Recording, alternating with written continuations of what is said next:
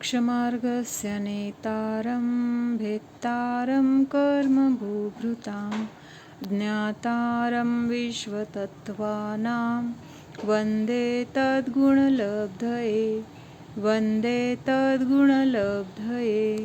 आचार्य उमास्वामी विरचित तत्वार्थ सूत्र मोक्षशास्त्र आपण बघतोय. तर ह्याच्यामध्ये आपण सम्यक दर्शनासंबंधी काही प्रश्न किंवा शंका असं इथं चाललेले चिंतन रूपाने. असा होता की श्रेणिक राजा सम्यक दृष्टी आहे, क्षायिक सम्यक दृष्टी असताना सुद्धा त्याला म्हणजे भय वाटलं ना त्याला, म्हणून त्यांनी जीवाचा घात केला वगैरे. मग त्याला भय कसं आहे? सम्यक दृष्टी तर निर्भय असतो, असा प्रश्न होता. तर त्याचं उत्तर आपण आता बघूया. परत एकदा थोडंसं आधीचं वाचते. यदि सम्यक दर्शन पूर्ण होता, पान नंबर 122 है. 122. हाँ. यदि सम्यक दर्शन पूर्ण होता तो श्रेणिक राजा जो कि क्षायिक सम्यक दृष्टि थे वे अपघात नहीं करते, यह ठीक है या नहीं? त्याचं उत्तर सांगितलंय, यह ठीक नहीं है. सम्यक दृष्टि को सम्यक दर्शन के विषय की मान्यता पूर्ण ही होती है, क्योंकि उसका विषय अखंड शुद्धात्मा है. सम्यक दृष्टि के शंका कांक्षा विचिकित्सा का अभाव द्रव्यानुयोग में कहा है और कर्णानुयोग में भय का 8वें गुणस्थान तक, लोभ का 10वें गुणस्थान तक, जुगुप्सा का 8वें गुणस्थान तक सद्भाव कहा है.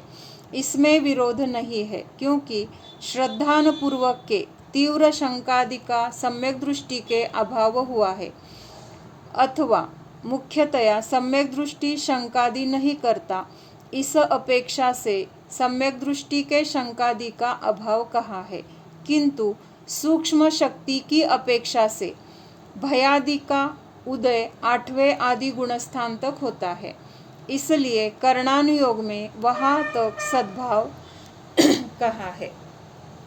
म्हणजे आता प्रत्येक अनुयोगाचं कथन काही अपेक्षेने वेगळं असतं. काय अपेक्षेने? आता कर्णानुयोग म्हणजे अगदी परिणाम, बारीक परिणामांना पकडणार, म्हणजे स्थूल तर पकडणारच, पण त्याच्यामध्ये जी सूक्ष्मता आहे तर त्या सूक्ष्मतेला सांगणारा कर्णानुयोग आहे.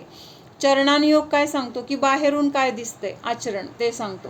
मग तसं इथं सांगितलंय की किंवा द्रव्यानुयोग. द्रव्यानुयोगामध्ये काय आहे? एक शुद्ध आत्म्याचा विषय आहे. द्रव्यानुयोग म्हणजे काय? फक्त आत्मा, आणि आत्मा सोडून बाकीचं काय असेल ते सगळं पर, असं सांगितलंय. मग जेव्हा सम्यक दृष्टी जीव आहे किंवा सम्यक दर्शन प्राप्त झालेलं आहे तर त्यावेळेस काय झालेलं आहे? शुद्ध आत्म्याची तिथं अनुभूती किंवा आत्म्याचा निर्णय झालेला आहे. माझी ओळख काय आहे? तर माझी ओळख म्हणजे जीव, ही माझी ओळख आहे, असा तिथं पक्का निर्णय आहे. म्हणजे शरीर किंवा बाह्य जो काही संयोग आहे तर तो ती आपली ओळख नाही आहे, असा तिथं पक्का निर्णय सम्यक दृष्टीचा आहे. मग हे चौथं गुणस्थान तर तिथं काय झालेलं आहे? निर्णय झालाय ना, श्रद्धा निर्मळ झाली. निर्मळ झाली म्हणजे मिथ्यात्व नष्ट झालेलं आहे. मिथ्यात्व नष्ट झालंय म्हणजे दर्शन मोह नष्ट झालाय. दर्शन मोह नष्ट झालाय म्हणजे त्याबरोबर काय गेलेत? कशाय? अनंतानुबंधी क्रोध मान मायालोभ गेलेले आहेत. म्हणजे फक्त अनंतानुबंधी क्रोध मान मायालोभ गेलेले आहेत, पण बाकीच्या कशायांचा सद्भाव आहे की नाही तिथं?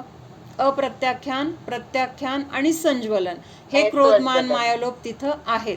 म्हणून तिथं भय सुद्धा कुठल्या अपेक्षेने गेलेलं आहे? आता इथं की अनंतानुबंधीमध्ये असणारं जे भय आहे ना, ते भयाची तीव्रता किंवा त्या भयामध्ये एकत्व आहे ना, माझ्या शरीराला काहीतरी होतंय, म्हणजे माझा नाश होतोय, माझं मरण होतंय एक.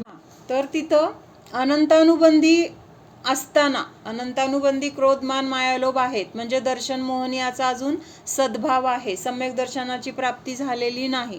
अशा अवस्थेमध्ये जी भयाची तीव्रता आहे किंवा शरीराला काय झालं म्हणजे मलाच झालं, शरीराचा नाश झाला म्हणजे माझाच नाश झाला, हे जी मान्यता आहे तर ती मान्यता सम्यक दृष्टी झालेल्या जीवाला नाही आहे. म्हणजे भय तिथं पूर्णतः नष्ट झालेलं नाही, कारण बाकीचं अप्रत्याख्यान, प्रत्याख्यान आणि संज्वलन हे कषायच आहेत. कषायाच्या तिथं उदय आहे, सद्भाव आहे, त्यामुळं तिथं भय असणार आहे.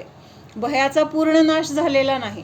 भयाचा नाश झाला किंवा निशंक झालं असं जे म्हटलं जातं ना, तर ते अनंतानुबंधी नष्ट झालंय. अनंतानुबंधी असतानाचं जे काही भय आहे, भयाची तीव्रता आहे, किंवा तिथं शरीरामध्ये परिग्रहामध्ये एकत्व ममत्व असल्यामुळं त्याच्याबद्दलची जी भीती आहे, त्या टाईपची भीती आता इथं राहिलेली नाही. फरक लक्षात येतोय का? भय नष्ट झाले, पण कुठलं नष्ट झालंय? अनंतानुबंधीच्या निमित्तात होणारं जे भय आहे, म्हणजे परिग्रहामध्ये असलेलं आपलं एकत्व आणि ममत्व, तर हे एकत्व ममत्व आता तिथं राहिलं नाही आणि त्या निमित्तात होणारं भय आता तिथं नष्ट झालेलं आहे. लक्षात येते का? अवघड वाटतंय? त्याची जी तीव्रता जी असते अनंतानुबंधीमध्ये, एकत्व आणि ममत्वाची तीव्रता, ती तीव्रता तिथं नष्ट झालेली आहे.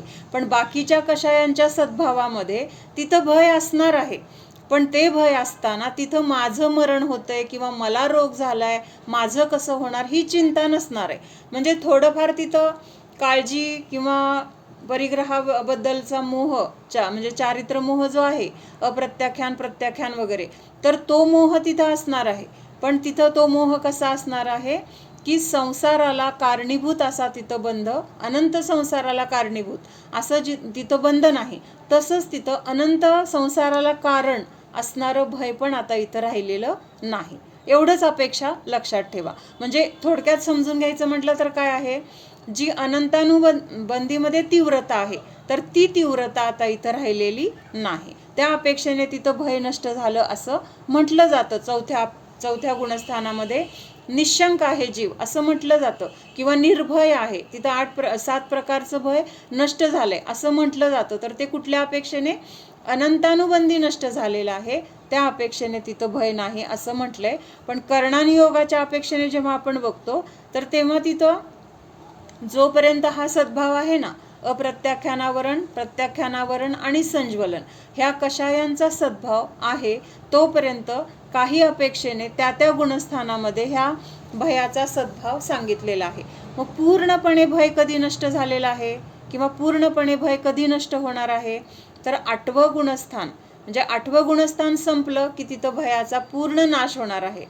आणि पुढच्या आता 7व्या गुणस्थानामध्ये, 7व्या गुणस्थानापासून जीव काय करतोय? नियमाने कुठल्या अवस्थेमध्ये दिसतो जीव? प्रश्न लक्षात आला का? 7व्या गुणस्थानापासून, बरोबर, हा,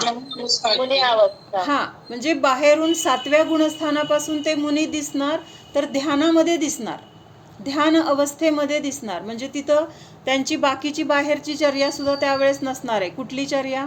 ना ते आहार करताना दिसतील, ना ते शास्त्र स्वाध्याय किंवा ना उपदेश देताना, ना ग्रंथ लिखाण करताना, ना विहार करताना, असा कुठल्याही अवस्था 7व्या गुणस्थानापासून पुढे दिसणार नाहीत. लक्षात येतंय? 7वं गुणस्थान म्हणजे नियमाने शुद्धोपयोगाचं गुणस्थान सुरुवात झाली. मग 7व्याच्या पुढे तर आणखीन काय आहे? ह्या शुद्धोपयोगामध्ये वाढ होत चालली आहे, स्थिरतेमध्ये, दृढतेमध्ये किंवा त्या अनुभवामध्ये तिथं काय होत चाललेलं आहे? वाढ होत चाललेली आहे. म्हणजे 7व्या गुणस्थानापासून हा जीव असं बाहेर आपल्याला भयभीत झालेला तर दिसणार नाहीये, काहीतरी समोर दिसतंय आणि भीती वाटलीये असं तिथं दिसणार नाहीये. मग भय कुठं आहे? तर अबुद्धिपूर्वक तिथं भय आहे असं म्हटलेलं आहे. म्हणजे त्यांचा मुख्यतः उपयोग तर आत्म्यामध्ये आहे. मुख्यतः म्हणजे बुद्धिपूर्वक, लक्षपूर्वक. लक्ष कुठं आहे? आत्म्यामध्येच लक्ष लागलेलं आहे. पण आत्म्यामध्ये लक्ष लागलेलं असताना सुद्धा अबुद्धिपूर्वक एक आपला उपयोग चालू असतो. आता हे आपल्याला थोडंसं नवीन वाटेल. अबुद्धिपूर्वक शब्द नवीन वाटतोय का? ऐकलेला आहे अगोदर? म्हणजे समाधी घेतलेली का? नाही. अबुद्धिपूर्वक म्हणजे काय? म्हणजे स्वतःहून ऑटोमॅटिकली होतं का? नाही, सांगते मी, 1 मिनिट सांगते. की आता मी काय करते की एखादा, आता समजा आता बोलण्याचं किंवा आपलं शास्त्र स्वाध्याय चालू आहे, असं असताना सुद्धा आपलं अजून एक अंतरंग मन जे आहे, त्या मनामध्ये दुसरेच काहीतरी विकल्प चालू असतात, ते आपल्याला लक्षात येत नाहीत. म्हणजे ते कुणी ती कार्यशाळा वगैरे म्हणतात ना, कशाचं बरं म्हणतात ते वगैरे, त्याच्यामध्ये केलं जातं. असं कुठलं तरी एक मेडिकल ट्रीटमेंटसाठी पण ही थेरपी वापरली जाते. त्याचं काहीतरी वेगळं नाव आहे, ते मला आता आठवत नाहीये. आणि त्याच्या कार्यशाळा वगैरे घेतल्या जातात. मग तिथं हे सांगितलंय त्यांनी की बाहेरून आपण आता काहीतरी बाहेरच्या क्रिया करताना किंवा टी व्ही बघतोय, पुस्तक वाचतोय किंवा अजून आपण कुणाशी तरी बोलतोय, म्हणजे आपलं एक मन इकडे ह्या गोष्टींमध्ये मुख्यतः लागलेलं आहे. बुद्धिपूर्वक का म्हटलंय तर आपलं पूर्ण लक्ष तिथं लागलेलं आहे किंवा आपलं मन त्याच्यामध्ये पूर्णपणे त्याच्यामध्ये आहे. पण अजून एक मनाची दुसरी बाजू आहे की ती आपल्याला उघड काय चाललंय ते लक्षात येत नाही. त्या बाजूमध्ये किंवा त्या मनामध्ये दुसरेच विचार चाललेले आहेत. म्हणजे आत्ता आपण कुणाशी तरी प्रेमाने बोलतोय आणि त्यावेळेस तिथं त्या मनामध्ये कदाचित आपल्याला क्रोधाचे, कशायाचे तिथं हे चालू असेल, म्हणजे तशी अवस्था असेल की तिथं क्रोध आहे.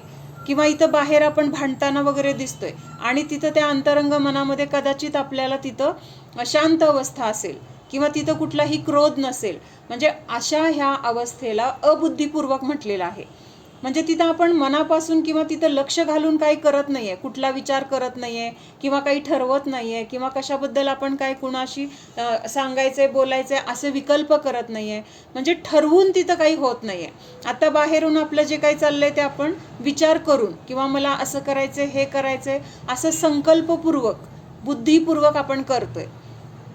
पण तिथं अबुद्धिपूर्वकमध्ये काय होतंय, आपण कुठलीही गोष्ट ठरवत नाही आहे, ॲटोमॅटिक तिथं ह्या सगळ्या क्रिया म्हणजे विचारामध्ये चाललेल्या आहेत बरं का. म्हणजे विचारांमध्ये आपण काहीतरी विचार, कुठल्या तरी गोष्टीचा विचार करतोय, काहीतरी असं करायचंय, तसं करायचंय किंवा कुणाशी तरी बोलतोय, कुणाशी तरी काहीतरी बोलतोय, म्हणजे तसं मनामध्ये आपण विचार करतो की नाही आपण हे बोलू ते बोलू, तसं तिथं न कळतपणे आपलं चाललेलं आहे.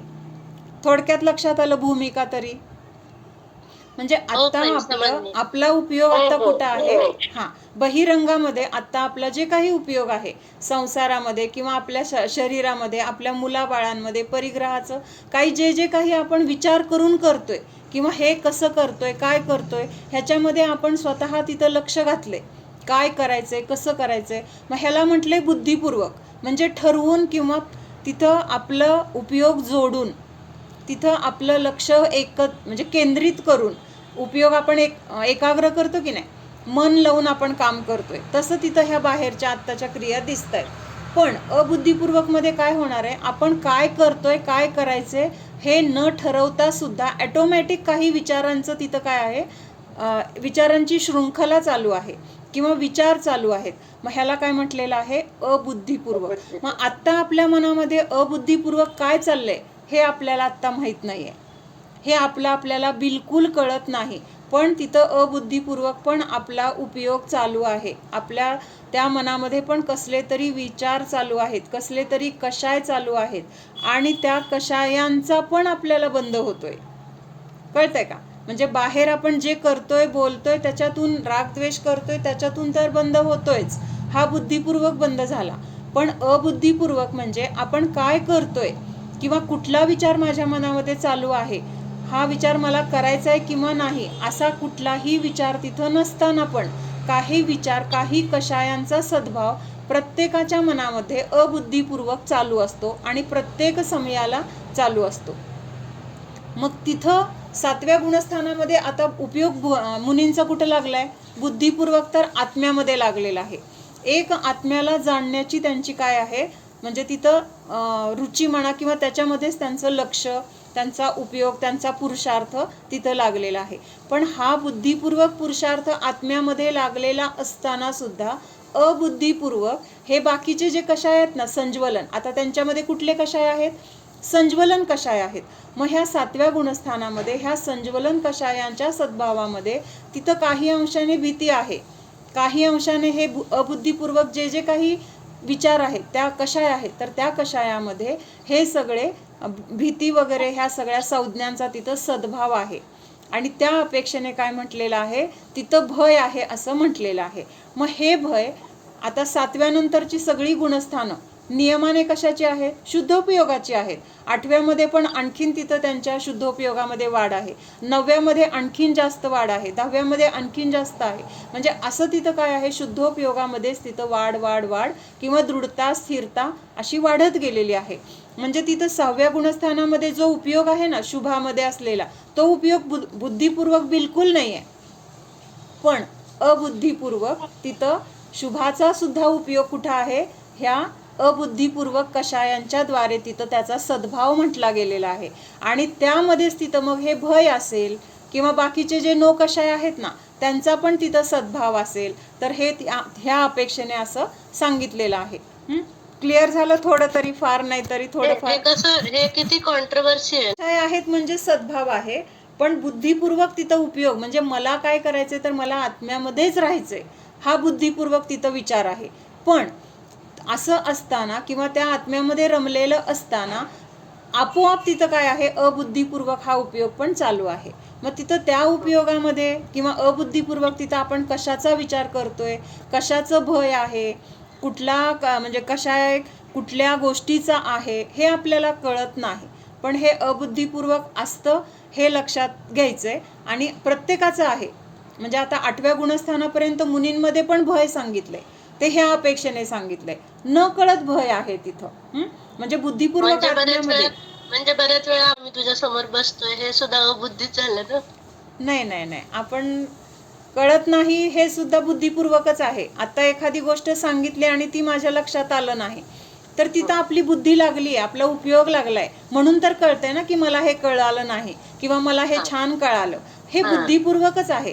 पण तिथं आतमध्ये काय चाललंय ते आपल्या पकडीतच येत नाही. नंतर पण कळणार नाही, आधी काय झालं ते पण आपल्याला माहित नाही, पुढं काय म्हणजे विचार आत्ता आपण कुठले करतोय ते काही दिवसांनी कळतील असं पण नाही. म्हणजे ते फक्त केवलींच्या किंवा अवधिज्ञानी किंवा मनपर्यज्ञानी मुनींच्या लक्षात येईल, पण आहे हा उपयोग, एवढं लक्षात घ्या. म्हणून आता एक पॉइंट डोक्यात आला की ह्याचा अर्थ आपण जे रोज प्रतिक्रमण करतो ते बुद्धिपूर्वक झालेल्या कषायांचं करतोय, बुद्धिपूर्वक झालेल्या पापांचं करतोय. मग आता हे प्रतिक्रमण करताना बुद्धिपूर्वक आणि अबुद्धिपूर्वक अशा दोन्ही गोष्टींचं प्रतिक्रमण आपण करायचंय. लक्षात आलं? म्हणजे जे लक्षात आलंय ते आपोआपच होतंय. ते आपण जरी बुद्धिपूर्वक करत असलो आणि आपल्या डोक्यात ते आहे ना आपण काय पाप केलेली आहेत किंवा केलेली असू शकतात, हे जरी खरं असलं तरी सुद्धा जे आपण मनापासून जेव्हा ती प्रार्थना करताना ते रमतो त्याच्यामध्ये, ते सगळं अबुद्धिपूर्वकच होतंय. ते आपोआपच ते घडते तसं. नाही, आपण तिथं उपयोग लावतोय ना, काय करतोय ती क्रिया आपल्याला कळते की नाही, काय करायचं हे क्रिया कळते की नाही, मग हे सगळं बुद्धिपूर्वक आहे.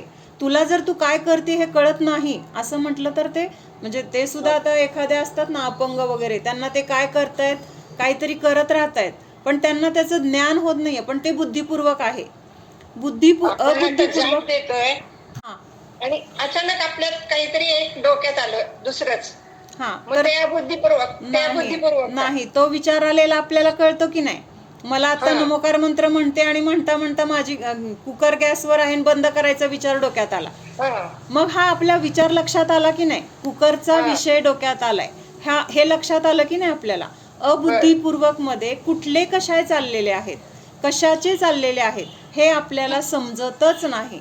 कळतंय का? काय चाललंय, चालू आहे फक्त, ते पण आपल्याला शास्त्रामध्ये सांगितलंय, ज्ञानींनी सांगितलंय किंवा दिव्यध्वनीमध्ये सांगितलंय किंवा असं असतं हे आपल्याला इथं ऐकून समजतंय. हे सगळं काय आहे तर बाहेरून समजतंय. आपल्यामध्ये ते विचार काय आहेत किंवा अबुद्धिपूर्वक आता मी कुठला विचार केला असं जर विचार करायला गेलो तर ते आपल्या पकडीत येणार नाही, म्हणजे आपल्याला समजणार नाही. नाही, पकडीतच येत नाही, लक्षातच येत नाही. पकडीत यायचं तर लांब राहिलं, लक्षातच येत नाही काय चाललेलं आहे. मग हे आता बंद पडणार. मला आता वाटलं तृप्ती हाच प्रश्न विचारती, पण ती दुसरीकडे गेली. तर मला काय म्हणायचं की जरी आपण ते विचार स्वतः करत नाहीये असं वाटतंय किंवा काय करतोय हे आपण ठरवत नाहीये, काय करायला नको वगैरे, न कळत ते विचार येऊन जात आहेत, पण तिथं कषायांचा सद्भाव आहे. आपल्या सोबत ते कषाय उत्पन्न होत आहेत, आपल्या पर्यायामध्ये उत्पन्न होत आहेत, म्हणून त्याचा सुद्धा बंध आहे. त्याचं प्रतिक्रमण का करायचं तर त्याचा सुद्धा बंध आहे. जरी न कळत केलं काय आणि कळत केलं काय. न कळत काय झालं, न कळत माझा पाय तव्यावर पडला, म्हणजे माझं लक्ष नव्हतं, न कळत पडला, तो तापलेला तवा आहे आणि तिथं तवा आहे हे मला माहित नाहीये आणि माझा पाय पडला. मग मी मुद्दाम तर दिलेलं नाहीये, जाणून बुजून दिलेलं नाहीये, मला पोळल्यानंतर कळलं की माझा पाय पडलाय आणि मला पोळलंय. आता हे स्थूल उदाहरण आहे.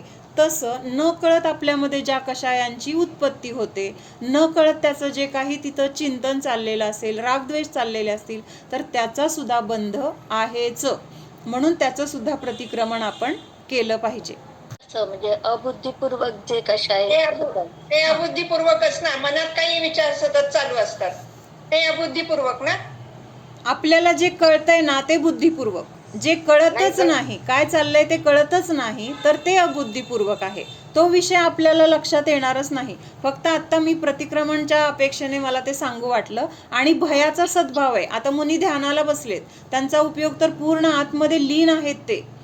असं नाहीये की त्यांना म्हणजे आता यशोधर मुनी ध्यानाला बसलेत आणि त्यांच्या गळ्यामध्ये साप टाकला, मग त्यांना साप टाकला हे कळलं का नाही? आत्म्यामध्ये उपयोग आहे, कळलं त्यांना, तर ते बुद्धिपूर्वक झालं. फक्त त्याच्यामध्ये त्यांचा उपयोग गेला नाही. तिथं त्यांचं समताभाव आहे, वितरागता आहे, किंवा काय टाकलंय मला त्रास होतोय, मुंग्या चावतेत, ह्याच्याकडे त्यांचा उपयोग नाही. शरीराला काय होते, मला काही होत नाही, असं तिथं त्यांचं काय आहे तर स्वतःच्या आत्म्यामध्ये उपयोग आहे.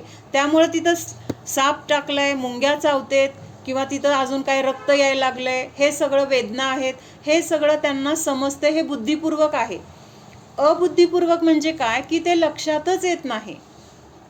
कळतंय का? अबुद्धिपूर्वक म्हणजे आपल्याला ते लक्षातच येणार नाही काय ते पडद्याच्या मागं काय चाललंय, पण त्याचं चालू आहे, चक्र फिरतंय, किंवा तिथं काहीतरी विचार चालू आहेत, किंवा तिथं कुठले तरी कषायांचा सद्भाव आहे. फार खोलात जाऊ नका, मला पण ह्याचं फार कुठं वाचायला मिळालेलं नाही, पण एवढं लक्षात घ्या की अबुद्धिपूर्वक पण आपल्यामध्ये कषाय चालू आहेत, एकाच वेळेस चालू आहेत. इकडं बाहेर बुद्धिपूर्वक आपला उपयोग आहे आणि तिकडं अबुद्धिपूर्वक पण कषाय वेगळे. आणि एवढं मात्र असू शकतं की बाहेर आपण जो आपला आता बाहेर आपला परिणाम आहे त्याच्या उलट परिणाम अबुद्धिपूर्वक मध्ये असू शकतो. समान पण असू शकतो किंवा उलटा पण असू शकतो. बाहेर दया करतोय आणि आतमध्ये कदाचित क्रोधाचा काहीतरी तिथं कषाय असेल. बाहेर आपण कुणाला तरी दान देतोय आणि म्हणजे तिथं अबुद्धिपूर्वक मध्ये काहीतरी उलटच काहीतरी दुसरा विचार असू शकेल. म्हणजे असं हे अबुद्धिपूर्वकचं पण तिथं कषायांचा सद्भाव आहे. आणि अशा पद्धतीने तिथं काय म्हटलेलं आहे, हे भय वगैरे जे आहेत ना, तर ते असं तिथं त्यांचा सद्भाव आहे. स्वप्न पडलेले आपल्याला कळतात की नाही? कळतात की नाही? स्वप्न मला पडलं, एवढं पण कळतं की काहीतरी पडलं पण मला आता ते आठवत नाहीये, असं पण होतं. पण हे सगळं बुद्धिपूर्वकच आहे, कारण ते कळलं ना, स्वप्न पडलेलं कळलं, विसरलेलं कळलं, किंवा त्या स्वप्नामध्ये आपण त्याच्यामध्ये इन्व्हॉल्व झालतोय, त्याच्यामध्ये आपण रम्माण झालोय, हे पण आत्ता आपल्याला आठवतंय. म्हणजे असं काय स्वप्न पडलं, मला कोणीतरी मारायला आलंय आणि पळतोय पळतोय पळतोय, त्यावेळेस किती घाबरलोय आपण, घाबरलोय की नाही? स्वप्नामध्ये एकरूप झालोय त्या म्हणजे भीतीमध्ये किंवा त्या शरीरामध्ये, आणि नंतर उठून बसलो, जाग आली, आणि आता आपल्याला काय दिसतंय? सुरक्षित आहोत आपण.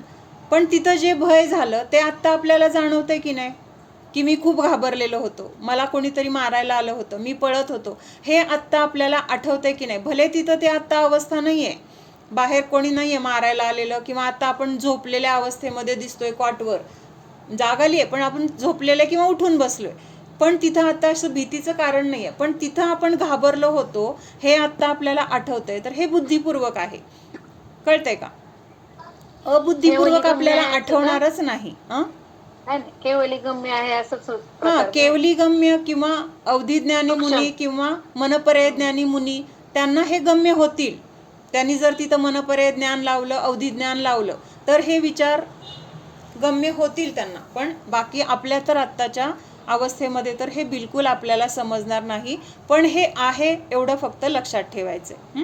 मग हे भय किंवा बाकीचे कषाय 8व्या 9व्या 10व्या गुणस्थानापर्यंत आहेत. आता इथं काय सांगितलं?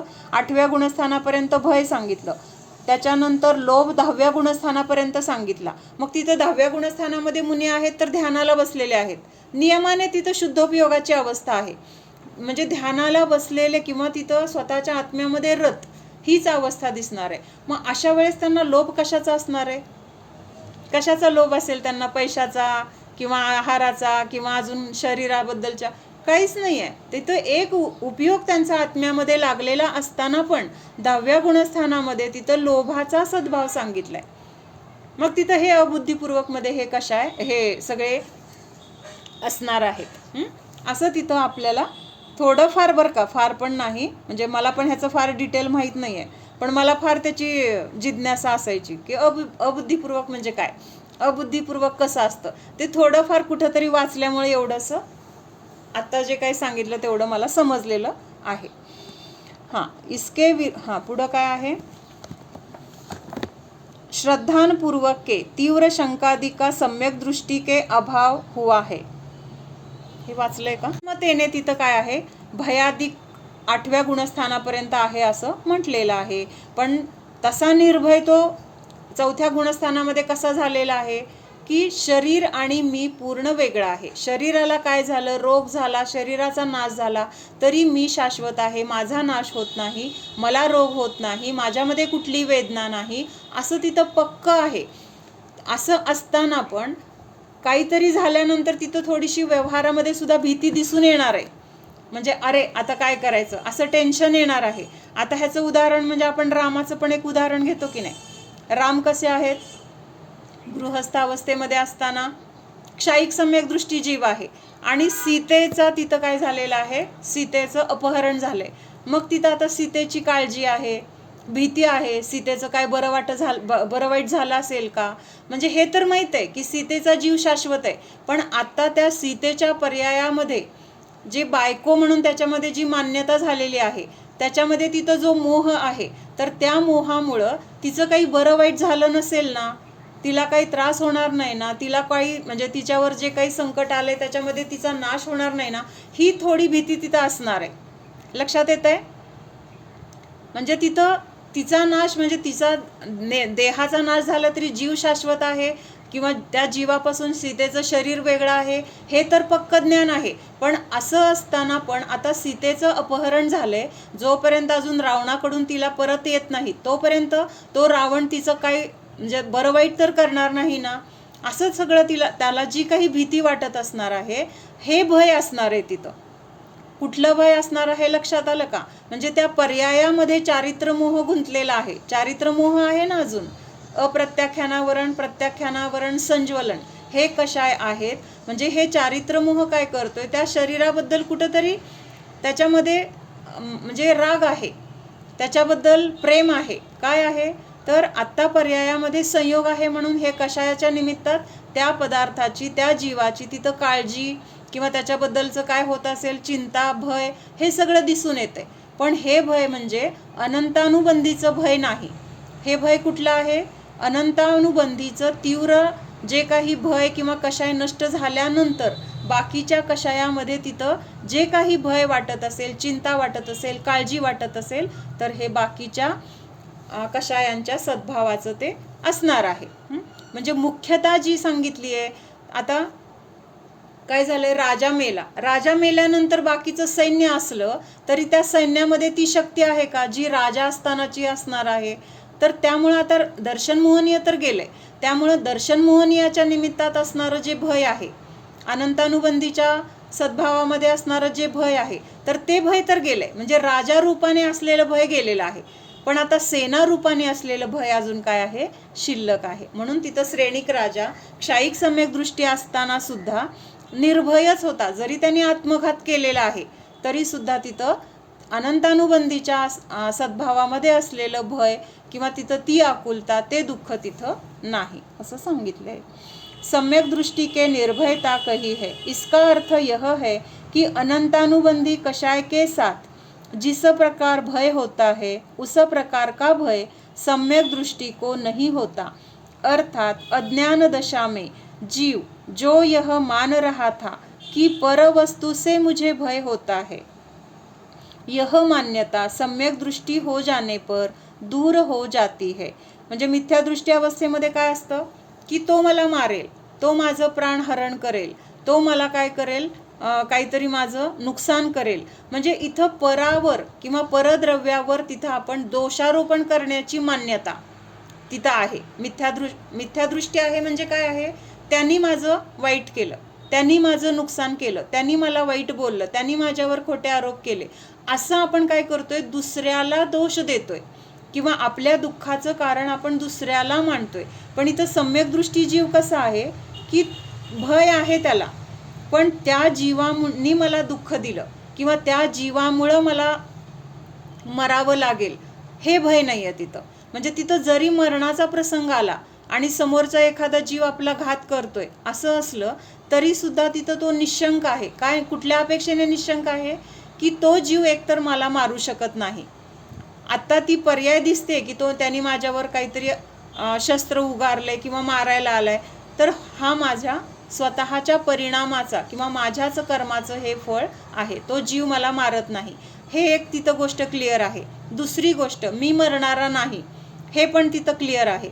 तिसरं म्हणजे काय आहे की आत्ता माझं आयुकर्म संपायला आलेलं आहे. म्हणजे असे हे सम्यक दृष्टीचे विचार तिथं असताना पण तिथं त्या शरीराला लागल्यानंतर थोडंसं दुखणार आहे, मग त्या दुखण्यामध्ये लक्ष जाणार आहे.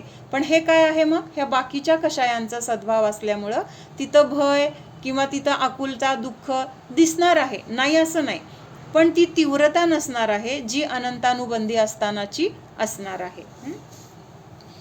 हाँ, पर वस्तु से मुझे भय होता है, यह मान्यता सम्यक दृष्टि हो जाने पर दूर हो जाती है. उसके बाद भी जो भय होता है वह अपने पुरुषार्थ की कमजोरी के कारण होता है. अर्थात भय में अपने वर्तमान पर्याय का दोष है, पर वस्तु का नहीं, ऐसा वह मानता है, जानता है. म्हणजे आत्ता मला जे काही दुःख जरी परद्रव्याच्या निमित्तात दिसतंय होताना, पण त्याचं कारण किंवा तो दोष परद्रव्याचा नाही तर तो माझाच दोष आहे, हे तिथं पक्क कसं आहे, रुजलेलं आहे. श्रेणिक राजा को जो भय उत्पन्न हुआ था सो वह अपने चारित्र की कमजोरी के कारण हुआ था. ऐसी उसकी मान्यता होने से सम्यक दर्शन की अपेक्षा से वह निर्भय था. चारित्र की अपेक्षा से अल्प भय होने पर उसे आत्मघात का विकल्प हुआ था. आता कुठल्या कषायांचा सद्भाव होता तिथं श्रेणिक राजाच्या अवस्थेमध्ये? अप्रत्याख्यानावरण, प्रत्याख्यानावरण आणि संज्वलन ह्या सगळ्या कषायांचा उदय आहे. आणि ह्या कषायांचा उदय असताना तिथं जी काही त्याला थोडी भीती वाटली तर त्या भीतीचं तो हे करू शकला नाही. पुरुषार्थाची कमी म्हणजे त्या भीतीला घालवण्याचं सामर्थ्य त्या भूमिकेमध्ये किंवा त्या अवस्थेमध्ये श्रेणिक राजामध्ये नव्हतं. आणि त्यामुळं तिथं काय झाले, त्याच्याकडून आत्मघात करण्याचा तिथं त्याला विचार आला किंवा तशी क्रिया त्याच्याकडून केली गेली. तरी पण सांगितलंय की पण अंतरंगातून सम्यक दर्शनाच्या अपेक्षेने तो निर्भय आहे. म्हणजे तो ह्या पर्यायाचा नाश होणार आहे हे जाणतोय, माझ्या जीवाचा नाश होणार नाही हे जाणतोय. हे सगळं तिथं काय आहे, त्या अवस्थेमध्ये पण क्लिअर आहे. आता पुढचा प्रश्न आहे गोष्टींचा. म्हणजे मुनी लोक असतात, जे आरिक असतात, जे सल्लेखना घेऊन जातात, म्हणजे अगदी थोडक्यात सांग. ठरवून जातात त्यांचं ठीक आहे, पण ज्यांना अचानक काही गोष्टींमुळं जर मरण आलं तर ते भयभीत होत नसतील का? होणार की, पण जर सम्यक दृष्टी असतील तर तिथं मी मरणारा नाही किंवा ह्या समोरच्याचा कुणाचा काही दोष नाही किंवा त्या प्रसंगात जे काही घडतंय तर त्या प्रसंगामध्ये तिथं असणाऱ्या वस्तूंचा दोष नाही, ही गोष्ट पहिल्यांदा तिथं त्या अवस्थेमध्ये पण क्लिअर असणार आहे. जर सम्यक दृष्टी असेल तर, मिथ्यादृष्टी असेल तर मग ते त्याच्यामध्ये मला आता मरावं लागतंय किंवा हा मारतोय म्हणजे आता मी बघून घेईन, ह्या सगळ्या गोष्टी तिथं असणार आहेत कुणाला, मिथ्यादृष्टीला. पण सम्यक दृष्टी असेल तर मी मरणारा नाही किंवा तिथं मारणाऱ्याला पण तो दोष देणार नाही की तू का मारतोय मला, मी तुझं बघून घेईल, तिथं वैरभाव नाही. तिथं काय आहे तर उलट त्या जीवाला मी पूर्वी त्रास दिलाय त्यामुळं तो आत्ता मला मारायला आलाय, त्यामुळं समोरच्याला दोष तो देत नाही आणि आत्ताचा ह्या पर्यायाचा नाश होणार आहे, माझा जीव तर शाश्वत आहे, ही भूमिका तिथं क्लिअर आहे. अचानक जरी काही घडलं तरी सुद्धा तिथं ह्या सम्यक दृष्टी अवस्थेमध्ये हे सगळं त्याचं निर्णय कसा आहे, श्रद्धा कशी आहे, पक्की आहे. तिथं त्याचं आत्म्याबद्दलचं निर्णय असा पक्का आहे की कुठल्याही अवस्थेमध्ये असेल तरी तो आत्म्याला आत्माच जाणतोय, शरीर रूपाने जाणत नाही, मानत नाही.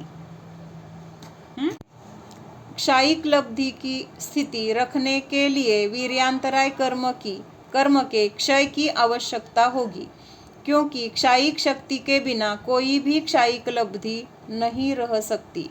क्या यह मान्यता ठीक है? हे जो विषय आहे ना, अंतराय कर्म नष्ट झाल्यानंतर, अंतराय कर्माच्या नष्ट झाल्यानंतर तिथं जे काही प्राप्त होणार आहे, अंतराय कर्माचे भेद कुठले आहेत? दान, लाभ, भोग, उपभोग आणि वीर्य. मग हे सगळे अंतराय कर्माचे भेद, म्हणजेच अंतराय कर्म नष्ट झाल्यानंतर तिथं जीवामध्ये नवलब्धी प्राप्त होतात जीवाला. म्हणजे हे 5 अंतराय कर्माच्या म्हणजे दानांतरायाच्या बदल्यामध्ये दान लब्धी, क्षायिक दान, क्षायिक भोग, क्षायिक उपभोग, क्षायिक वीर्य, असे हे सगळे काय होतात तिथं, ह्या सगळ्या लब्धी जीवाला प्राप्त होत आहेत. महावीरचे जे भाव आहेत 5 भाव, तर त्याच्यामध्ये हे सगळे प्रकार येणार आहेत, तेव्हा आपण बघूया. ठीक आहे, मग आता हा ठीक आहे. जब जीव अपना निज स्वरूप प्रकट न करे और सांसारिक दशा को बढ़ाए तब मोहनीय कर्म निमित्त है. म्हणजे जेव्हा आपण ह्या संसारात दिसतोय ना, ह्या मनुष्य पर्यायामध्ये किंवा सगळ्या क्रिया करताना, तर त्यावेळेस तिथं काय आहे, मोहनीय कर्माचा उदय आहे. आणि तेव्हा आपल्याला स्वतःचं पण स्वरूपाचं भान नाही आहे. म्हणजे मी जीव आहे असं मानत नाही आहे, तर मी स्त्री आहे, मी मनुष्य आहे, किंवा मी अमुक ह्याची आई आहे, अमुक ह्याची मुलगी आहे, असं तिथं आपल्या काय आहेत, पर्याय रूपाने आपल्या मान्यता आहेत. तर कशामुळे आहेत, मोहनीय कर्माचं तिथं निमित्त आहे. किंतु यह मान्यता सब मिथ्या है की कर्म जीव का कुछ कर सके. म्हणजे आपण म्हणतोय की मोहनीय कर्मामुळे मला असं वाटतंय, असं मानलं तर हे काय आहे, चूक आहे. का चूक आहे, कारण परिणाम जीव करतोय. परिणाम कुणाचे आहेत, चुकीचे परिणाम, चुकीचं श्रद्धान जीवाचं आहे. तिथं ते कर्म तिथं जीवाला असं करायला लावतोय असं म्हणणं चुकीचं आहे. कारण कर्म पण एक काय आहे, स्वतंत्र द्रव्य आहे. म्हणून सांगितलं की हे सर्वथा मिथ्या आहे की कर्म जीवाचं काही करू शकतं. सांसारिक दशा का अर्थ यह है कि जीव में आकुलता हो, अशांति हो, क्षोभ हो. इस अशांति के 3 भाग किए जाते हैं. अशांति रूप वेदन का ज्ञान, उस वेदन की ओर जीव झुके तब निमित्त कारण, और अशांति रूप वेदन. काय सांगितलंय, म्हणजे ह्या संसारी अवस्थेमध्ये एखाद्या गोष्टीमुळे आपल्याला आकुलता झाली. काय झालं, आकुलता झाली, एवढं लक्षात येते आता. आकुलता झाली म्हणजे कुठली तरी गोष्ट मनाविरुद्ध झाली की आपल्याला जो त्रास होतो. मग अशी आकुलता झाली, तर त्या आकुलतेमध्ये ह्यांनी काय केलेलं आहे, 3 प्रकारांनी तिथं फरक केलेला आहे. पहिल्यांदा तर आकुलता होते हे ज्ञान होतंय. काय सांगितलंय, आकुलता होतंय हे ज्ञान झालं आपल्याला. माझ्या मनामध्ये काहीतरी चिडचिड झाली, हे कळलं की नाही आपल्याला, तर हे ज्ञान झालं. त्याच्यानंतर पुढचं काय सांगितलंय, ही आकुलता कशामुळं झाली, त्या वस्तूचं ज्ञान. कशामुळं म्हणजे बाहेर तिथं काय निमित्त आहे, काहीतरी नुकसान झालंय, त्याच्यामुळं आकुलता झाली. मग पहिल्यांदा आकुलता झाली हे ज्ञान झालं. ती वस्तू त्याचं नुकसान झालं म्हणून आकुलता झाली, असं त्या बाहेरच्या निमित्ताचं ज्ञान झालं. आणि ती आकुलता काय आहे, प्रत्यक्षात ती आकुलता काय त्रास देते, ह्याचं काय झालं, तिथं वेदन झालं, अनुभव झाला. तर असं हे काय सांगितलंय, अशांतीचं किंवा आकुलतेचं अशा 3 भागामध्ये वर्गीकरण सांगितलंय. उस वेदन का ज्ञान, ज्ञान गुण में गर्भित हो जाता है. उस ज्ञान के कारण में ज्ञानावरण का क्षयोपशम निमित्त है. जब जीव उस वेदन की ओर लगता है तब वेदनीय कर्म उस कार्य में निमित्त होता है. म्हणजे आपल्याला असं काहीतरी होतंय ह्याचं ज्ञान झालं, हे ज्ञानावरण म्हणजे ज्ञानावरण कर्माचा तिथं काय आहे, तेवढा उघाड आहे, क्षयोपशम आहे. म्हणून तिथं काहीतरी नुकसान झालंय ह्याचं ज्ञान झालं, त्याच्या निमित्तात माझ्या मनामध्ये आकुलता उत्पन्न झाली, असं ज्ञान झालं. तर हे काय आहे, तर ज्ञानावरण किंवा ज्ञानाचं कार्य आहे. हे कळतंय का, हे आपल्याला लक्षात आलं म्हणजे ज्ञान झालं की नाही. हे ज्ञान झालं म्हणजे कुणाचं काम आहे, हे तर ज्ञानावरण कर्माचा तिथं उघाड आहे. तिथं ज्ञानावर आवरण तेवढं नष्ट झालंय आणि तिथं आपल्याला ह्या गोष्टीचं ज्ञान झालंय. पण हे ज्ञान होत असताना तिथं त्याचा जो अनुभव होतोय ना आपल्याला, त्या चिडचिडपणाचा किंवा तिथं आकुलतेचा जो अनुभव आहे, तर त्याला कारण सांगितलंय वेदनीय कर्माचं तिथं निमित्त आहे, किंवा वेदनीय कर्माचा तिथं सद्भाव किंवा ते असल्यामुळं तिथं आपल्याला त्याचा अनुभव होतोय असं सांगितलंय. और वेदन में मोहनीय कर्म निमित्त है.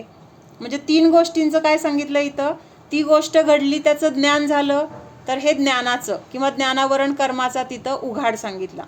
त्याच्यानंतर ती नुकसान झालं, ते नुकसानमुळं मला म्हणजे त्या गोष्टीमध्ये जर आपलं एकत्व ममत्व असेल इतका जीव आहे त्या गोष्टीमध्ये की तिथं जरा काय झालं की मलाच झालं असं दुःख होतंय. म्हणजे तिथं भेदविज्ञान नाही.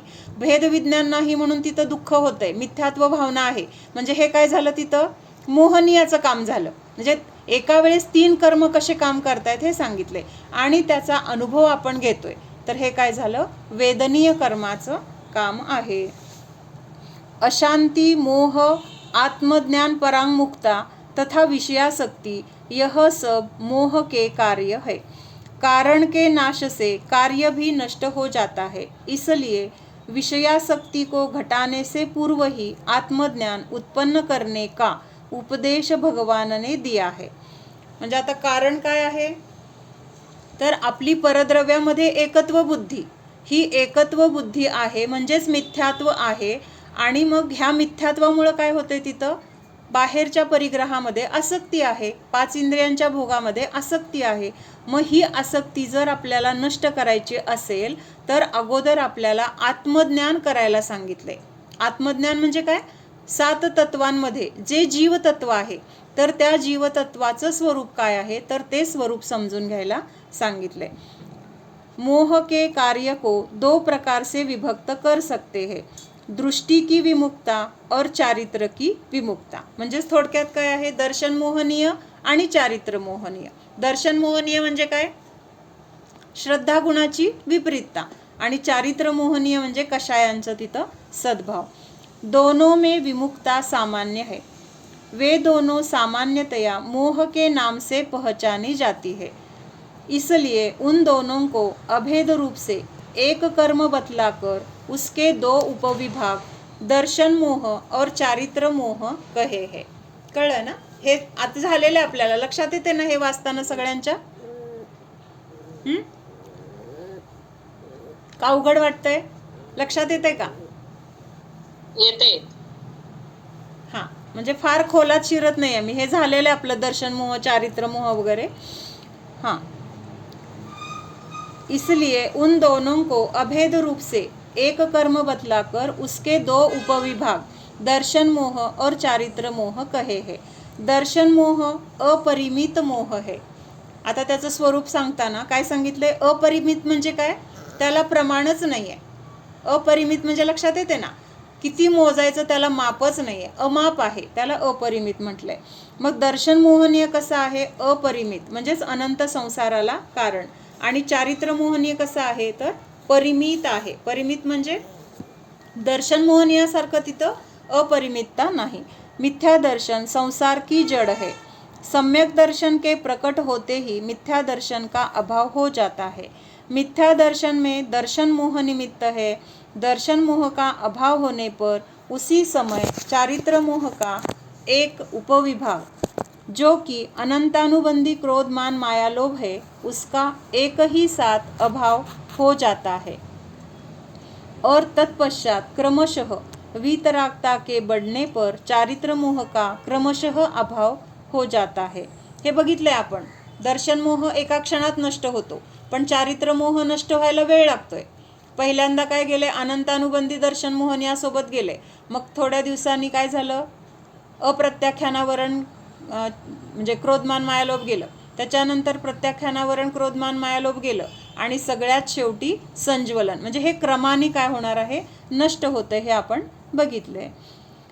तत्पश्चात हाँ, इस प्रकार भेद की अपेक्षा से वे पृथक है. इसलिए प्रथम अभेद की अपेक्षा से मोह एक होने से उसे एक कर्म मानकर फिर उसके 2 उपविभाग दर्शन मोह और चारित्र मोह माने गए हैं. म्हणजे मुख्यतेने मोह सांगितला आणि परत त्याचे भेद केले. कशावरून भेद केले तर त्याच्यामध्ये असलेला बदल जो आहे, दर्शन मोहाचं स्वरूप वेगळं आहे, चारित्र मोहाचं स्वरूप वेगळं आहे आणि त्यामुळे त्या 2 गुणांमध्ये काय केलेलं आहे, भेद केलेला आहे. 4 घातिया कर्मों को 4 गुणों के घात में निमित्त कहा गया है. इसका कारण यह है कि मोह कर्म को अभेद की अपेक्षा से जब एक माना है तब श्रद्धा और चारित्र गुण को अभेद की अपेक्षा से शांति सुख मानकर 4 गुणों के घात में 4 घातिया कर्मों को निमित्त रूप कहा है. आता घाती कर्म कुठले आहेत आणि ते काय करतात, घाती कर्म कशाला म्हटलंय घाती कर्म? कर्म क्रोधमान लोभ कशा नाही नाही नाही, घाती कर्म. ज्ञानावरील दर्शनावरील मोहिनी अंतरा. हा, हे घाती, ह्या चौघांना घाती कर्म म्हटलंय. मग ह्यांचं काम काय आहे? जीवाच्या गुणांचा घात करतात ते. हा, म्हणजे जीवाचे ज्ञान, दर्शन, सुख आणि वीर्य, ह्या गुणांचं काय करतात तर ते घात करतात. घात करतात म्हणजे कुठल्या अपेक्षेने घात म्हटलेलं आहे? नष्ट करत नाहीयेत त्यांना, फक्त त्या गुणांवर ते आवरण आणतात किंवा त्यांना प्रकट होऊ देत नाहीत, ह्या अपेक्षेने त्यांना घात केला असं म्हटलं जातं. मग आता पुढं काय सांगितलंय? मोह कर्म को अभेद की अपेक्षा से जब एक माना है तब श्रद्धा और चारित्र गुण को अभेद की अपेक्षा से शांति मानकर चार गुणों के घात में चार घातिया कर्मों को निमित्त रूप कहा है. आता कुठलं कर्म कशाचा घात करतं? ज्ञानावरण कर्म ज्ञानाचा, दर्शनावरण कर्म दर्शनाचा, त्याच्यानंतर अंतराय कर्म शक्तीचा, आणि राहिलं कुठलं? मोहनीय कर्म. मग मोहनीय कर्म कशाचा घात करतं? श्रद्धा आणि चारित्र, दोन गुणांचा घात करतं. लक्षात येते का? बाकीचे 3 कर्म जे आहेत ते एका गुणाचा घात करतायत. ज्ञानावरण फक्त ज्ञानावर घात, ज्ञानावर आवरण, किंवा दर्शनावरण फक्त दर्शनाचा घात, किंवा अंतराय कर्म फक्त वीर्याचा घात, किंवा वीर्यावर शक्ती प्रकट होऊ देत नाही, शक्ती प्रकट होण्यामध्ये अडथळा आणतं, ते वीर्यांतराय. म्हणजे प्रत्येकाने एका गुणाला काय केलेलं आहे? एका गुणाचा घात केलाय. बरोबर आहे. पण मोहनीय कर्म काय करतंय? 2 गुणांचा घात करते. लक्षात येते का? एक श्रद्धा गुणाचा घात करते आणि एक चारित्र गुणाचा घात करते. त्यामुळे इथं त्याच्याने अनंत सुख प्राप्त होतं. हा, म्हणजे तिथं एकच गुण घेतला की नाही. श्रद्धा गुणाचं इथं काय केलेलं आहे मग? म्हणजे तिथं चारित्र गुणाच्या अपेक्षेने तिथं अनंत सुख म्हटलं गेलंय. 4 घाती कर्म नष्ट झाले, मग तिथं काय काय प्रकट झालं? अनंत दर्शन, अनंत ज्ञान, अनंत सुख म्हटलेलं आहे. अनंत श्रद्धा म्हटलंय का? लक्षात येते का? म्हणजे थोडंसं हे इथं विशेष दिलेलं आहे त्याने. थोडंसं इथं काय दिलंय? विशेष दिलंय की बाबा तिथं आपण अनंत सुख म्हणतोय मोहनीयाच्या अभावामध्ये, पण तिथं प्रत्यक्षात अगोदर तर श्रद्धा निर्मळ झालेली आहे. म्हणजे श्रद्धा गुणाला किंवा श्रद्धा गुणाचा घात करण्याचं काम पण मोहनीय कर्मानेच केलं होतं. जाणवते फरक आहे? लक्षात येते काय आहे? सूक्ष्मता आहे. आपण आतापर्यंत स्थूल रूपाने असं म्हटलेलं आहे की 4 तिथं काय आहेत? अनंत चतुष्टय प्रकट झाले, त्याच्यामध्ये अनंत सुख हे जे घेतलेलं आहे तर ते चारित्र गुणाच्या अपेक्षेने घेतलेलं आहे. चारित्र गुणावर असलेलं जे काही आवरण नष्ट झालं आणि चारित्र गुण प्रकट झाला. मग चारित्र गुण प्रकट झाला म्हणजे काय आहे? तिथं अनंत सुख आहे. हे एक आपलं ढोबळ मानाने घेतलेलं आहे. पण तिथं श्रद्धा गुणाचं पण तिथं काय आहे तर तिथं श्रद्धा गुणाची पण निर्मळता आहे आणि त्या निर्मळतेला पण घात करण्याचं काम मोहनीय कर्मानेच केलेलं होतं. पण इथं अभेद मांडले ना. मोहनीय कर्माला एक अभेद मांडलं तर तिथं काय आहे? एक मोहनीय कर्म एवढं म्हटलं तर एकच घेतलंय आणि त्या अपेक्षेने तिथं सुख गुण घेतलेला आहे. श्रद्धा गुणाला तिथं गौण केलेलं आहे. हाँ, म्हणून इथं सांगितलं की श्रद्धा और चारित्र गुण को अभेद की अपेक्षा से शांति सुख मानकर 4 गुणों के घात में 4 घातिया कर्मों को निमित्त रूप से कहा है. कर्म तर मोहनीय एकच आहे, पण ह्या मोहनीय कर्माचे 2 भेद केलेत. असे भेद ज्ञानावरण, दर्शनावरण, अंतरायमध्ये नाही आहेत. इथं ह्याचे 2 भेद केल्यामुळं तिथं काय झालंय? त्यांनी 2 गुणांचा घात करतो म्हणून ते 2 भेद झालेले आहेत. आणि जेव्हा ते कर्म नष्ट झाले, मग तिथं नष्ट झाले तर तिथं चारित्राच्या अपेक्षेने फक्त काय केलेलं आहे? सुख गुण तिथं अनंत चतुष्टयामध्ये घेतलेला आहे. यदि मिथ्यात्व, आता अजून एक प्रश्न आहे. यदि मिथ्यात्व और कषाय एक ही हो तो मिथ्यात्व का नाश होने पर कषाय का भी अभाव होना चाहिए. परत आता प्रश्न तसाच आहे की दर्शन मोहनीय मिथ्यात्वाला म्हणजे मिथ्यात्व आहे दर्शन मोहनीयामुळं, आणि चारित्र मोहनीय म्हणजे काय आहे तर तिथं कषाय आहेत. मग तिथं सांगितलंय की असं विचारलंय की मिथ्यात्व नष्ट झालं तर तिथं सगळा कषाय वगैरे पण नष्ट व्हायला पाहिजेत. असं तिथं त्यांचं म्हणणं आहे. जिस कषाय के अभाव को चारित्र की प्राप्ति कहते हैं, किंतु ऐसा नहीं होता.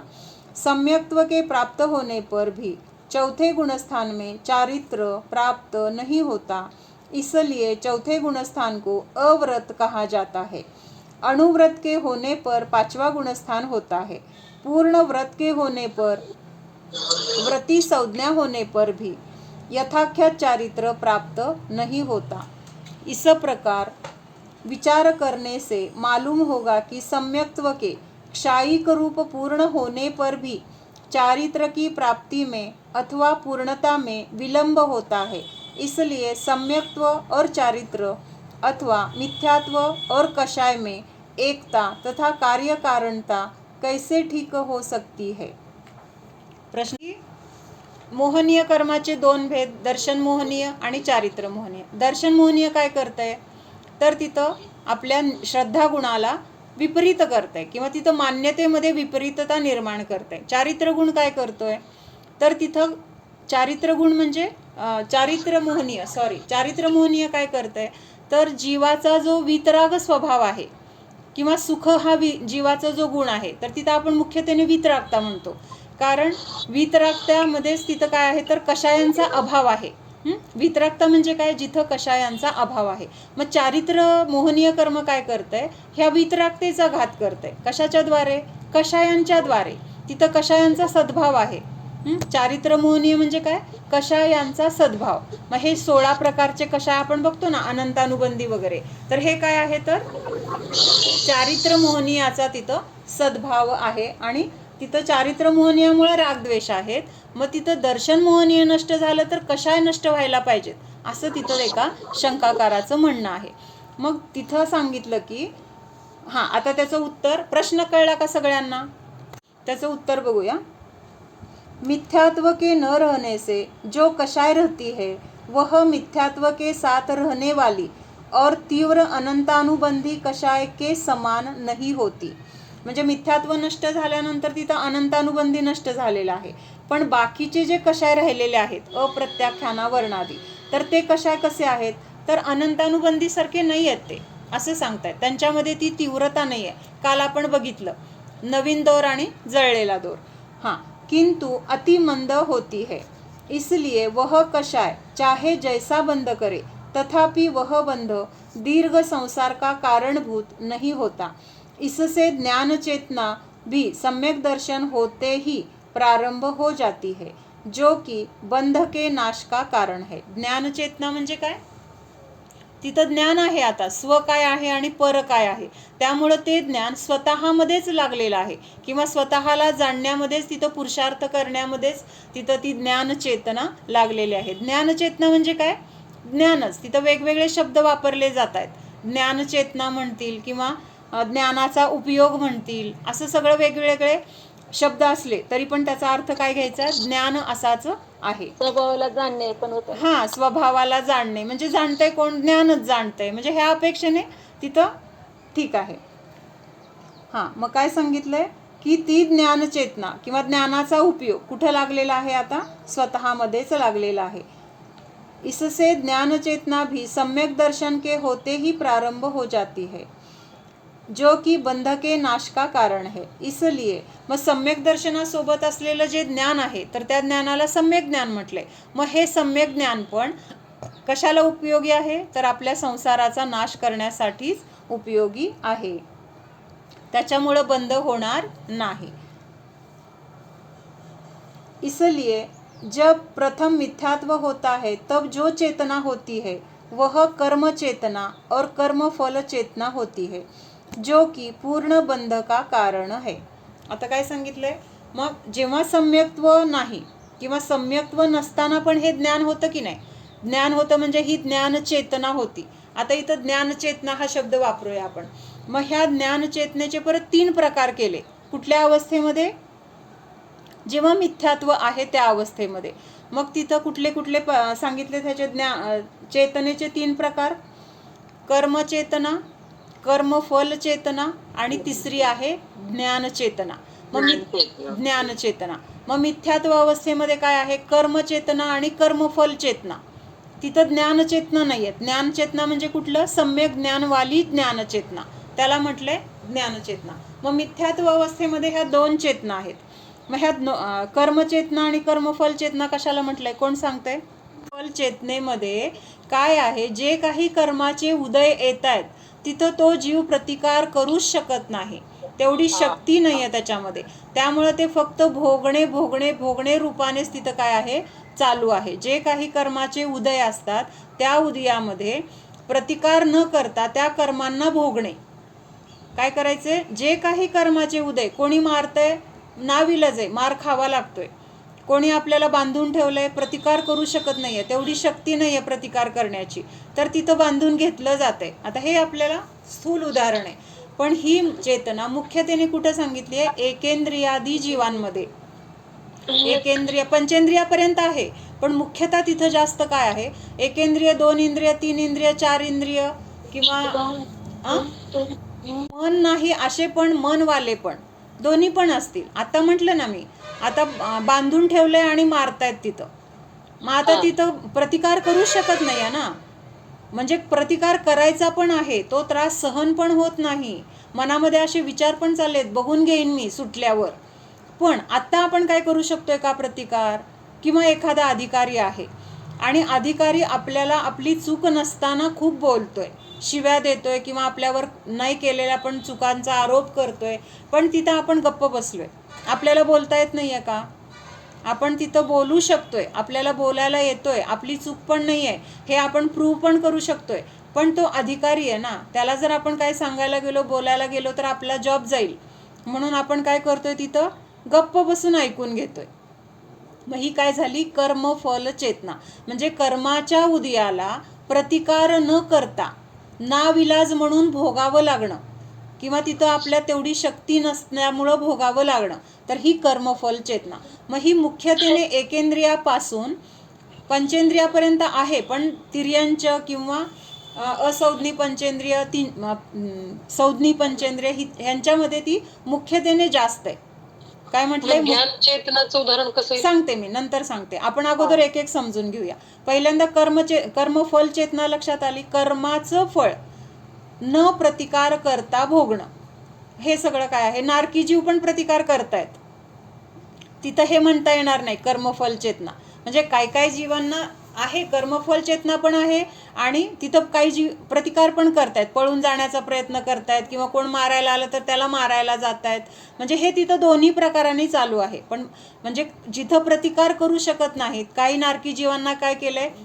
त्या कढईमध्ये टाकलं, तळायला टाकलं, किंवा तिथं त्या खांबाला बांधलं, अग्नीचा खांब आहे आणि त्याला बांधलं. मग हे काय आहे? कर्मफल चेतनेचं उदाहरण आहे. आणि एकेंद्रिय, आता हे मुंग्या आहेत, किंवा त्या पंचेंद्रिय जीवांना तिथं बांधून त्यांना ते छेदलं जातं, भेदलं जातं, किंवा तिथं खाटीकखान्यामध्ये त्यांना मारलं जातं. मग हे सगळं काय आहे? कर्मफल चेतना आहे. तिथं प्रतिकार करू शकत नाहीत. आता कर्मफल चेतनाच म्हणलं ना मी, हां, ही कर्मफल चेतना. आता कर्मचेतना कशाला म्हणायचं? तर जिथं कर्माचे उदय आलेले असताना तिथं ते भोगताना प्रतिकार करून भोगतो. कळतंय का? म्हणजे कुणी मारायला आलं तर तिथं त्यांनी 4 मारले तर आपण तिथं 2 तरी दणके देणार. कोणी बांधायला आलं तर तिथं सोडून पळून जाण्याचा प्रयत्न करणार, आणि किंवा आपल्याला जे काही प्रतिकूलता आहे त्या प्रतिकूलतेला दूर करण्याचा प्रयत्न करणार. तर ही काय आहे? कर्म चेतना आहे. मग ही पण कुणामध्ये आहे? ज्ञानीमध्ये पण आहे आणि अज्ञानीमध्ये पण ही दोन्ही असू शकते. ज्ञानी म्हणजे सम्यक दृष्टी जीवामध्ये पण कर्म चेतना आहे, आणि ज्ञानचेतना पण आहे. आणि आता हे लक्षात आलं कर्मचेतना कशाला म्हणायचं. आता ज्ञानचेतना म्हणजे काय? कुणीतरी म्हणजे संकट किंवा आपल्यावर काहीतरी त्रास देत आहे, आणि त्यावेळेस तिथं ह्यापासून मी भिन्न आहे असं जाणणं, तर ही आहे ज्ञानचेतना. म्हणजे तिथं प्राप्त संयोगाला दोष न देणं, किंवा त्या संयोगाला आपल्या दुःखाचं कारण, आपल्या त्रासाचं कारण न मानणं, हे काय आहे? ज्ञानचेतनेमध्ये येतं. ज्ञानचेतना कशामध्ये लावणार आपण? नेहा तूच सांग, उदाहरण सांग ज्ञानचेतनेचं.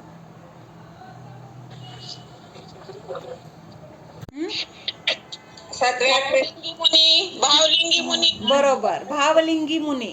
त्यांच्यावर किती उपसर्ग आहेत, किती परिशह आहेत त्यांच्या संयोगामध्ये, पण ते कशामध्ये आहेत?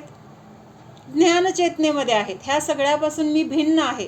माझ्या आत्म्यामध्ये हा उपसर्ग नाही, माझ्या आत्म्यामध्ये हा परिशह नाही, हे सगळं संयोगामध्ये आहे आणि संयोग म्हणजे मी नाही, असं भेदविज्ञानपूर्वक त्यांना त्या प्रसंगाबद्दल दुःख नाही, खेद नाही, किंवा तिथं त्यांना काही आकुलता नाही, तिथं त्यांना त्रास वाटत नाही. तर ते उलट काय आहेत? अशा त्रासामध्ये पण स्वतःच्या आत्म्यामध्ये लीन आहेत, त्या आत्म्यामध्ये असलेल्या आनंदाचा, सुखाचा तिथं अनुभव घेत आहेत. तर ही काय आहे? ज्ञानचेतना आहे. आणि पाऊस येतोय म्हणल्यानंतर त्या पावसापासून प्रतिकार करण्यासाठी छत्री घेतली, आणि छत्री म्हणजे डोक्यावर छत्री घेतली. आता हे काय झालं? कर्मचेतना. म्हणजे तिथं पावसामध्ये भिजण्याचा आपला योग तर होता, किंवा तसा कर्माचा उदय होता, पण तिथं न भिजता त्या पावसापासून आपण स्वतःचा बचाव करण्यासाठी छत्रीचा वापर केला. म्हणजे त्या पावसापासून स्वतःला काय केलं? आपण सुरक्षित केलं की नाही? म्हणजे पावसामुळे जे काही भिजणार होतो, भिजण्यापासून जो काही आपल्याला त्रास होणार होता, तर त्यापासून स्वतःचा बचाव करण्याचा आपण प्रयत्न तिथं केला. अंगावर मुंगी आली आणि आता चावली नाहीये, पण ती चावू नये म्हणून काय केलं? आधीच तिला आपण काढून लांब सोडलं. म्हणजे तिथं प्रतिकार केला. कर्मफल चेतनेमध्ये आपण प्रतिकार करत नव्हतो, तिथं निमूटपणे सहन करत होतो, गपचूपपणे, काय असेल ते. आता मग त्याला म्हटलंय कर्मफल चेतना. आणि कर्मचेतनेमध्ये काय करतोय आपण? कर्माच्या उदयाला, स्वतःला त्याच्यापासून होणाऱ्या त्रासापासून बचावण्याचा पुरुषार्थ, प्रयत्न करतोय. म्हणजे तिथं प्रयत्न तरी करतोय, होईल न होईल शेवटी हा काय आहे? तर पाप पुण्याचा प्रश्न आहे. पण तिथं आपला पुरुषार्थ तर असा राहील की त्यापासून मला त्रास नाही झाला पाहिजे. ऊन आहे खूप, मग थांबायचे तर आपण कुठं थांबणार? सावलीमध्ये थांबलो. मग तिथं काय केलं आपण? त्या उन्हापासून स्वतःला बचावलं. म्हणजे तिथं उन्हापासून स्वतःला सुरक्षित ठेवण्याचा तिथं प्रयत्न केला. की भोगभूमीमध्ये 3 दिवसानंतर, 2 दिवसानंतर आणि 1 दिवसानंतर आपल्याला भूक लागते. तर हे सगळं दानाचं फळ आहे. उत्कृष्ट भावलिंगी मुनींना दान दिल्याचं तिथं फळ मिळतं आपल्याला. मग एक वाक्य महत्त्वाचं काल सांगायचं राहिलं होतं, म्हणजे आपला विषय दुसरीकडे गेला त्यामुळे राहिलं. पंचम काळामध्ये कसं आहे? तिथं तर 3 दिवसांनी, 2 दिवसांनी, 1 दिवसांनी भूक लागत होती. आत्ताच्या काळामध्ये भूक सारखीच लागते, दिवसातून तीनदा खाऊन पण समाधान नसतं. परत काय तर दिसलं की थोडं हे खाऊ, थोडं ते खाऊ. म्हणजे म्हणून सांगितलं की पंचम काळामधले जीव अन्नामधील किडे आहेत. कसं वाटतंय ऐकताना? पण ही खरी गोष्ट आहे. त्या एखाद्या वस्तूमध्ये, डाळीमध्ये, तांदळामध्ये, गहू ज्वारीमध्ये किडे बघितल्यानंतर आपल्याला असं कसं तरी वाटतं ना आपल्याला. मग आपल्याला तसे किडे म्हटलेत ह्या सगळ्या अन्नामध्ये, किंवा आपल्याला जे काही खाण्याचे भाव आहेत तर ते काय आहेत? अन्नात त्या म्हणजे किड्याप्रमाणे आहेत. सतत तहान, सतत भूक असं होतंय. मग असं का होतंय आपल्याला? हा प्रश्न आहे. का होतंय आपल्याला? भूक तर लागते, म्हणजे रिझल्ट तर दिसतोय, नापास झालोय. मग का नापास झालो आपण? अभ्यास केला नाही. नापास झालेला रिझल्ट आलाय हातामध्ये आता. हा सांग. पूर्वजन्मी आपण तसे किडे असू ना. दान दिलं नाही, कळतंय का? दान दिलं नाही आपण. सत्पात्राला दान दिले नाही. त्याच्यानंतर लोणचा जर त्याग असेल तर जास्त तहान लागत नाही, पण आपल्याला चटकमटक खायची सवय आहे, किंवा ते आवडतं. तिखट, आंबट असं सगळं खात राहतो, एक झालं की एक खात राहतो, आणि मग त्यामुळे तहान लागते, परत परत खाण्याचे भाव होतात. कधी कधी भुकेचा प्रकोप होतो, तहानेचा प्रकोप होतो. आणि त्यागी आणि मुनींना असं आपल्यासारखं तहान, भूक का नाही लागत? तर ते सगळे असे म्हणजे इंद्रियांवर त्यांचं काय आहे? कंट्रोल, विजय आहे, विजय मिळवलेला आहे. म्हणजे हे रसाचा त्याग असतो, किंवा त्या रसाबद्दल आसक्ती नसते. तिथं शरीराला म्हणजे मला हे आवडतंय म्हणून खाण्यापेक्षा फक्त हे शरीर टिकावं, किंवा ह्या शरीराकडून साधना करून घेण्यासाठी त्याला ती गरज आहे ते द्यायची, म्हणून तिथं ते आहार घेतात. मग ते घेताना निरसतेकडे त्यांचा भर आहे.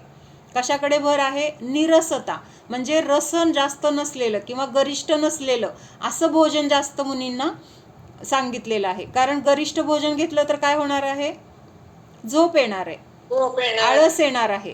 आणि मग तिथं ज्ञान ध्यान ह्याच्यामध्ये लक्ष लागणार का? नाही लागणार. म्हणून तिथं निरसतेकडे भर दिला जातो आणि त्यामुळे त्यांना मग तहान भूक नाही. एकदाच आहार करतात पण निवांत असतात आणि त्यामुळे उलट त्यांना रत्नत्रयामध्ये स्थिरतेची प्राप्ती होते. मग वादिराज मुनींची गोष्ट सांगितली काल. वादिराज मुनी म्हणजे कोण? की ज्यांना कोड होता अंगावर, संपूर्ण अंगावर कोड होता आणि असं म्हणजे कुठेही कोड नाही असं म्हणजे शरीर होतं त्यांचं. मग त्या राज्यामध्ये त्या मुनींचे एक शिष्य असतात की ते जे रोज अशा कोडी अवस्थेमध्ये त्या मुनींचं वैयावृत्त करण्यासाठी किंवा तिथं औषध वगैरे ह्याच्यासाठी येत असतात. शिष्य असतो तो, आणि तो शिष्यच कोण आहे? राजदरबारामध्ये मंत्री पण आहे. मग ते राजाशी त्यांचं बोलणं वगैरे नेहमी चालू असतं आणि राजा अन्यधर्मी आहे आणि त्या दरबारामध्ये पण अन्यधर्मी मंत्र्यांचंच वर्चस्व आहे. हा जैन मंत्री एकच आहे, त्यामुळं नेहमी सगळे मिळून काय करत असतात? जैन धर्माची निंदा नाल असते. मग एकदा सभेमध्ये काय विषय निघतो की जैन धर्माची मुनी काही चमत्कार वगैरे काही त्यांना येत नाही किंवा ते सगळे कोडी वगैरे असतात की जे स्वतःच्या शरीराचा पण उपचार करू शकत नाहीत, असे ते कोण? जैन मुनी असतात. असं तिथं त्यांच्याबद्दल निंदा केली जाते. मग हे बघून त्या म्हणजे मंत्र्याला खूप वाईट वाटतं आणि मग तो काय म्हणतो, नाही नाही, आमचे मुनी असे कोडी नसतातच, असं तो काय करतो? ठामपणे सांगतो. मग सगळे म्हणतात की कोडी असतात, आम्ही बघितलंय. आणि मग आता इथं गावामध्येच एक कोडी मुनी आहेत किंवा गावाच्या बाहेर वगैरे तिथं, आणि मग त्या मुनींना दर्शन करायला किंवा त्या मुनींना बघायला जायचं असं त्या दरबारामध्ये फिक्स होतं. दुसऱ्या दिवशी आपण त्या मुनींना जायचं, बघायचं आणि मग त्यांना कोड आहे का नाही हे आपल्याला तिथं कळेलच, असं परीक्षा करण्यासाठी जायचं ठरलं. मग आता ह्या शिष्याला भीती वाटायला लागली, भावनेच्या भरात आपण बोललो तर खरं. मग ते काय करतात? ते मंत्री तिथं त्या मुनींकडे येतात, नमस्कार करतात आणि स्वतःची झालेली चूक सांगतात. ते सांगतात असं सगळेजण आता उद्या बघायला येणार आहेत की जैन मुनींमध्ये कोड असतोच, असं तिथं सगळ्यांचं मत आहे. आणि जर ते सगळे इथं आले तर काय दिसणार त्यांना? जैन मुनी कोडी आहेत किंवा ते स्वतःचा रोग पण दूर करू शकत नाहीत, त्यांच्यामध्ये तेवढं तप साधना नाही आहे वगैरे, असं सगळं तिथं जैन धर्माची बदनामी होईल अशी मला भीती वाटते वगैरे, असं ते सांगतात तिथं. मग ते मुनी तर एवढे कसे आहेत? मुनी म्हणजे स्थिर आहेत, त्यांना त्या कोडाबद्दल पण दुःख नाही आहे किंवा ह्या मंत्र्याने असं सांगितलं त्याचं पण त्यांना काही टेन्शन नाही आहे. मग ते म्हणतात जे काही होणार असेल ते होईल. मग तो असं पण मंत्री म्हणतो की तुम्ही काहीतरी असा चमत्कार करा की आपल्या जैन धर्माचा म्हणजे जी काही बदनामी वगैरे होती त्याच्यापासून जैन धर्माची बदनामी होणार नाही वगैरे असं. तर ते म्हणतात हे शरीराचं मी कोण आहे काय करणारा? शरीर परद्रव्य आहे आणि त्या परद्रव्याचं स्वातंत्र्य असताना मी त्याच्यामध्ये जाऊन काय करू शकतच नाही. त्यामुळे जे होईल ते होईल, आपण त्याला तोंड देऊया, असं म्हणून ते मुनी काय करतात? स्वतः पण निर्धास्त आहेत आणि त्या मंत्र्याला पण निर्धास्त. मग ठीक आहे म्हणून मंत्री निघून गेला.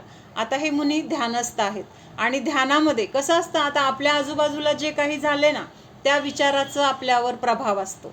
म्हणजे आता कुठेतरी जाऊन आलो की आपल्या मनामध्ये विचार तिथले जास्त येतात की नाही, तसं आता हा विषय झालाय ना, मग शरीराचा विचार आलाय. मग हे शरीर असंच आहे किंवा शरीराचा असा स्वभाव आहे, पण माझ्या स्वरूपामध्ये तर रोग नाही आहे. मी कसं आहे? निरामय स्वरूपी आहे. मी कसं आहे? तर शाश्वत आहे. माझ्यामध्ये दुर्गंधी नाही कारण मी गंधगुणाने रहित आहे. म्हणजे असं तिथं आत्मस्वरूपामध्ये ते लीन झालेले आहेत आणि त्या अवस्थेमध्ये त्यांच्याकडून मग एकीभाव स्तोत्राची रचना झाली. कशाची रचना झाली? एकीभाव स्तोत्र. मग त्या एकीभाव स्तोत्रामध्ये पहिलं कडवच असं आहे की हे शरीर का प्राप्त झालंय, ह्याचा संयोग मला झालाय. हे शरीर म्हणजे मी नाही आहे, तरी पण हे असं शरीर मला का प्राप्त झालंय? तर अनादी काळापासून मी ह्या कर्माशी जे काही कर्म आहे, म्हणजे आता हे शरीर नो कर्म किंवा राग द्वेष भाव कर्म किंवा ज्ञानावरण हे नो कर्म, ज्ञानावरणादी द्रव्य कर्म, ह्या कर्माशी मी एकरूपता केलेली आहे किंवा एकी भावाला प्राप्त झालोय. ते आणि मी वेगळं नाही असं एकमेक रूप मानलेलं आहे आणि त्यामुळं मला परत परत हे कर्म, हे शरीर काय आहे? संयोग प्राप्त होत आहेत आणि हे सगळं मला त्याच्यामध्ये बंधनात अडकून मला दुःख देत आहेत, असं त्यांचं ते पहिलं कडवं आहे. आणि ह्या चिंतनाचा किंवा ह्याचा प्रभाव काय झाला? परिणामाच्या विशुद्धीचा प्रभाव काय झाला? त्यांचं शरीर सोन्यासारखं सुंदर झालेलं आहे, इतकं तेजस्वी, तेजपुंज, असं राजस, इतकं उत्कृष्ट की असं चमचमणारं सोनं जसं असतं ना तसं तेजपुंज शरीर झालंय. त्यांनी केलेलं नाही आहे. आता असं का झालं? का झालं मग असं? त्यांनी तर केलेलं नाही आहे शरीर, किंवा त्याची इच्छा पण नव्हती त्यांची की असं व्हावं, राजाने ते बघावं, काहीच इच्छा नाही आहे त्यांची. मग त्यांचे परिणाम, भावपरिणमन त्यांचं त्यांच्यामध्ये झालंय. भावपरिणमन त्यांचं त्यांच्यामध्ये झालंय. मी काय म्हटलं, शरीराची त्यावेळेस तशी योग्यता होणार होती. हा, म्हणजे त्या शरीराचे परमाणू त्यावेळेस तशा रूपाने तिथं असणार होते. त्या योग्यता शरीराची तशी दिसण्याची होती त्यावेळेस, आणि ते परिणमन किंवा तसे परमाणू तिथं आले. आणि पहिले ते सगळे कुष्ठरोगाचे वगैरे परमाणू काय झाले, तिथून नष्ट झाले. म्हणजे त्यांची निघून जाण्याची ती वेळ होती. म्हणजे असं तिथं काय आहे, स्वतंत्रता आपण लक्षात घ्यायची आहे. मग दुसऱ्या दिवशी आले सगळे. आल्यानंतर मग सगळ्या तोंडातच बोटं घातली की अगोदर बाकीच्या लोकांनी बघितलेलं ना की ते कुष्ठरोग वगैरे बघितलेला होता, आणि असं कसं काय झालं. म्हणजे तिथं राजाला पण काय झाला, मग जैन धर्माबद्दल विश्वास निर्माण झाला. मग त्यावेळेस त्या मुनी, ही सगळी चर्चा तिथं झाली. त्यावेळेस ते मुनी काय म्हटले, हे शरीर परद्रव्य आहे, हे शरीर म्हणजे मी नाही, ह्याचा करता मी नाही, मी रोग घालवलेला नाही, मला कुष्ठरोग होता नव्हता असं पण नाही, पण त्याच्या योग्यतेने तो नष्ट झाला आणि अजून पण आहे म्हणून त्यांनी बोट दाखवलं. आणि त्या कुठेतरी बोटावर एक कण राहिलेला असतो अजून, कशाचा, त्या कुष्ठरोगाचा, आणि ते बोट त्यांनी तिथं दाखवलं. म्हणजे जैन धर्म असं छुपा पण नाही आहे, काहीतरी लपवून ठेवतोय किंवा काहीतरी चमत्कार करतोय, ह्या दोन्ही गोष्टींचं तिथं काय केलं, त्यांनी निराकरण केलं. असं असतं. हां ना, हां, म्हणजे मंत्री सांगतो की उद्या सगळेजण येणार आहेत. मग तिथं काय सांगतात, मुनींनी आश्वस्त केलं, ना प्रजेला, ना धर्माला, ना मंत्र्याला संकट कुणालाच नाही, जर जशी योग्यता असेल तसं होणार, असं मुनींनी त्याला आश्वस्त केले. चूक कोणाचीच नाही. मीच कर्म, शरीर, आत्मा एक मानून एकी भावाला प्राप्त झालो, त्याचे फळ हे मिळाले. पण त्या पापाचा समूह माझ्या स्वरूपापुढे, माझ्या ज्ञानरूपापुढे टिकू शकत नाही. शरीराचे आणि ह्या निमित्तामध्ये परिणामांची विशुद्धी झाली, शरीराचे परमाणू बदलले गेले, एकनिष्ठ स्वभावामध्ये राहिल्याचं हे त्यांना फळ बहिरंगामध्ये दिसून आलं.